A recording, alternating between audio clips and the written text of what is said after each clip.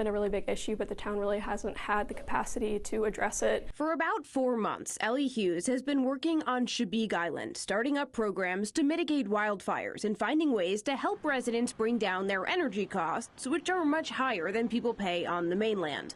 But unless federal funding is restored, she'll be out of a job at the end of June. How are you feeling? Not great. It's really demoralizing to see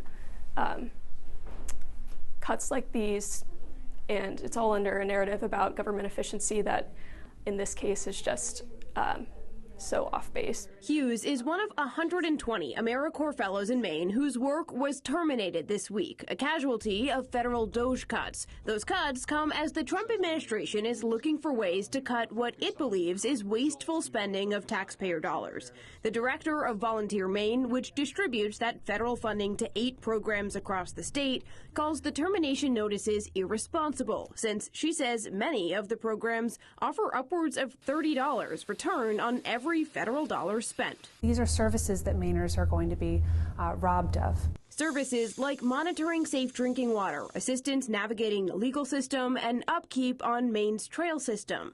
We're very proud of the impact these programs have. There are still some AmeriCorps programs running in Maine, like through Goodwill Northern New England, that gets money straight from the federal government and not through Volunteer Maine. But even with contracts still intact, it's unclear how future funding might come after mass layoffs of federal AmeriCorps employees. If there's no staff people to manage those awards, even those of us who didn't get termination letters will face not having any funding to run our programs